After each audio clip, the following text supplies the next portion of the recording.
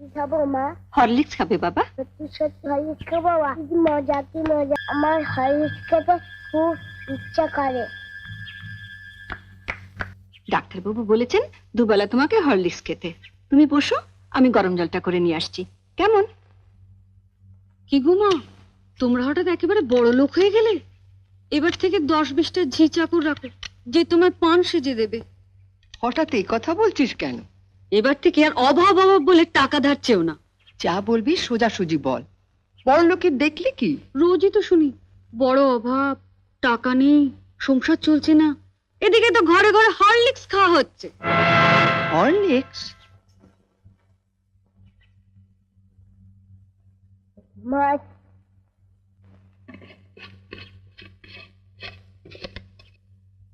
মা একটু হরলিক্স দাও না, চেটে চেটে খাবো। দিচ্ছি বাবা।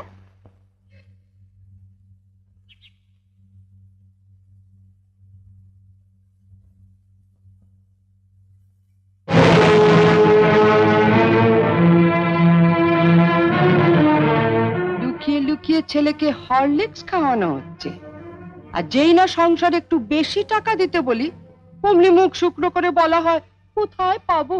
জ্বরেও দুর্বল হয়ে পড়েছে মা, ডাক্তার ওকে হরলিক্স খেতে বলেছে, তাই ওর বাবা ধার করে। থাক, ওসব কথা অনেক শুনেছি, ধরা পড়লেই ধার করেছি।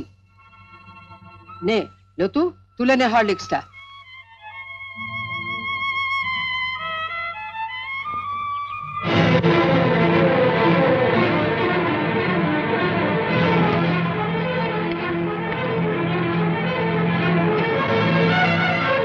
শোনো বড় বউ, আমি আগেও বলেছি আবারও বলছি, যার স্বামী যেমন রোজগার করবে তার ঘরে তেমনি খাওয়া দাওয়া হবে।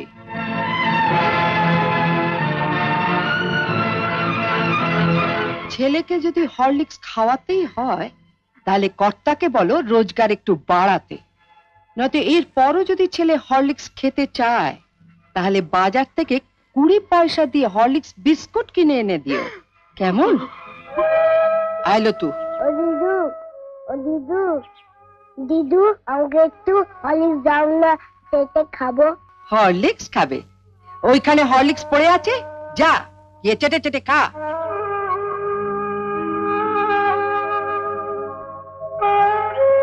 মা,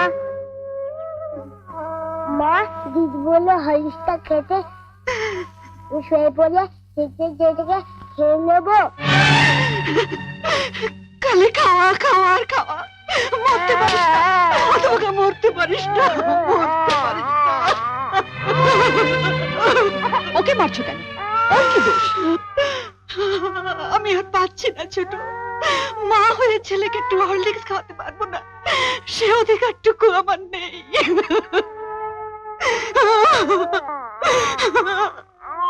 উনিও তো মা, ওনারও তো সন্তান আছে।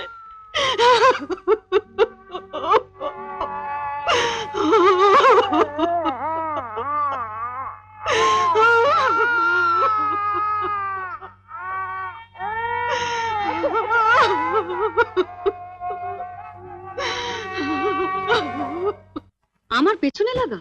আমার ঠাকুরপুকে পুঁটি মাছ খেতে দেয়নি, আমি ওর ছেলেকে হরলিক্স খেতে দেব না। এই পানের বাটাটা টেবিলের উপর রেখে খাটের নিচে একটা প্লাস্টিকের ঝুড়ি আছে, বের কর তো।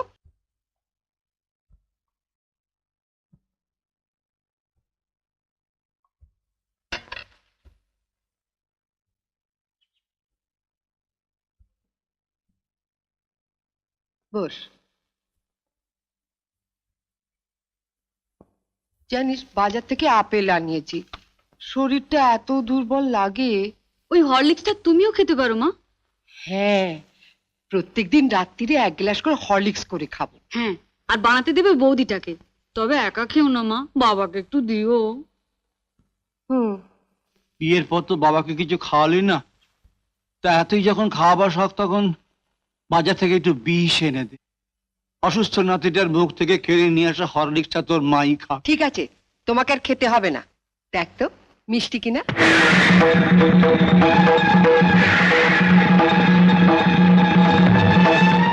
এটা কি হলো?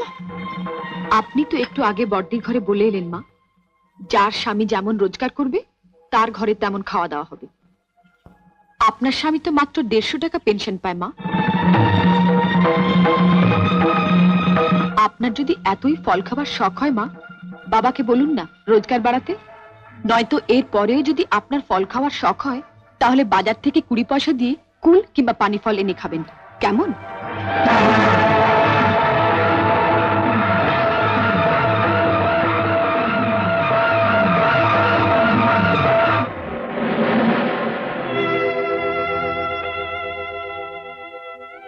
অপ্রিয় সত্য কথা বললাম বলে আমাকে ক্ষমা করবেন বাবা। কি গো, তোমার সামনে আমাকে এমনি ভাবে অপমান করে চলে গেল, আর তুমি কিছু বলবে না? হ্যাঁ বলবো, বলবো, নিশ্চয়ই বলবো। আজ আমি ভগবানের কাছে প্রার্থনা করে বলবো, হে ভগবান, বাংলার ঘরে ঘরে দজ্জাল শাশুড়িদের শায়েস্তা করবার জন্য ছোট বউয়ের মধ্যে একটি করে বউ পাঠিয়ে দিও। উমা, মা চুপ করুন মা, কাঁদবেন না। উমা, আমি ওকে বলবো কালই তনুকে টেলিগ্রাম করে দিতে, ও যেন এসে ওর বজ্জাত বউকে নিয়ে চলে যায়। উমা, উমা।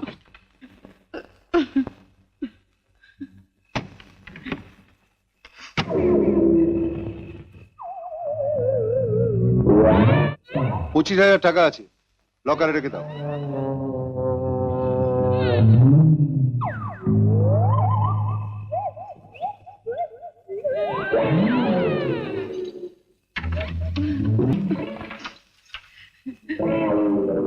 কিসের টাকা রে এটা? বাড়ি করছি না, কত খরচ এখন।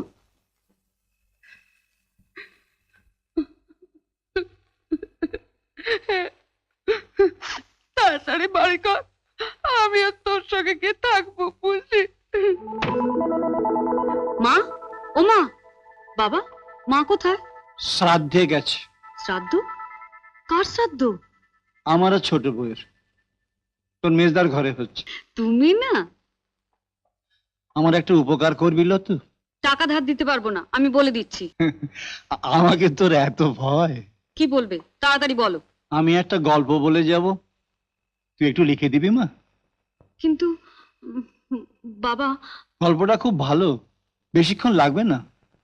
কোনো পত্রিকা অফিসে পাঠিয়ে দিলে কিছু টাকা পাওয়া যাবে। সেই টাকা দিয়ে তোর মার জন্য রোজ 2টো করে আপেল কিনে দেবো। তাহলে আপেল খাওয়া নিয়ে কেউ ওকে খোঁটা দিতে পারবে না। ঠিক আছে, খাতা কোথায় বলো? ওই দরজার কাছে টেবিলের উপর আছে, দেখ।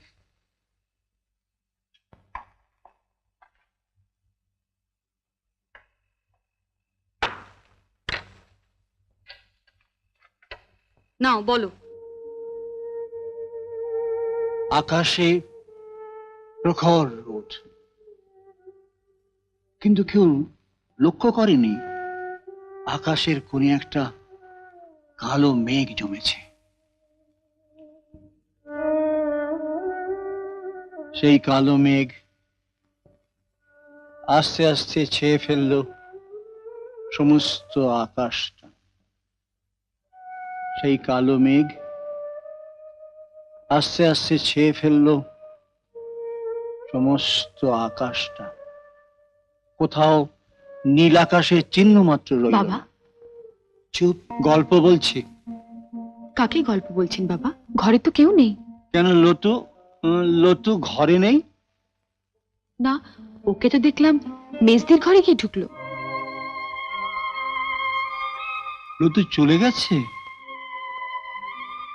আমি তো দেখতে পাই না, তাই সবাই আমায় করুণা করে।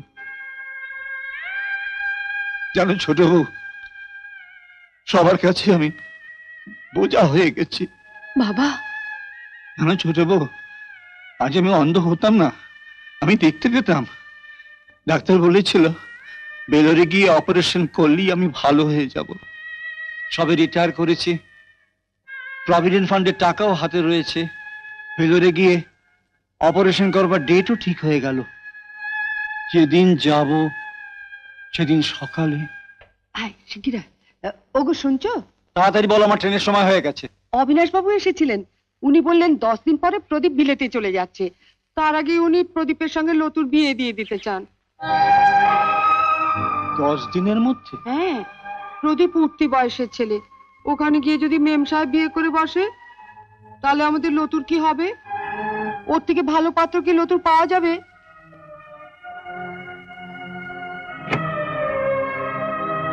ঠিক আছে, আমার জামা কাপড়গুলো আলমারিতে তুলে রাখো। আর মিনুকে বলো ভেলোর হাসপাতালে একটা টেলিগ্রাম করে দিতে, আমি অপারেশন করতে যাচ্ছি না। আমার চিকিৎসার টাকা দিয়ে ওর বিয়ে দিলাম। আমার জীবনের যে আলো পাওনা ছিল তাই দিয়ে ওকে ভরিয়ে দিলাম। আমি রয়ে গেলাম অন্ধকারে।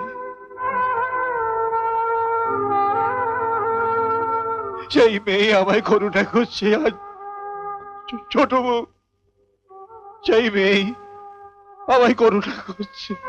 বাবা, আপনি গল্পটা বলুন, আমি লিখবো। লেখার পর আমি নিজে পত্রিকা অফিসে পাঠাবো। আপনি বলুন। কি বলবো বলতো? তবে যা করবি বুঝে সুঝে করবি। বাবা যদি কোনোদিনও জানতে পারেন। কি করে জানবেন? বাবা তো দেখতেই পান না। এমন আরো অনেক ভিডিও দেখতে এই চ্যানেলটি সাবস্ক্রাইব করে নিন এবং পাশের বেল আইকনটি প্রেস করে দিন।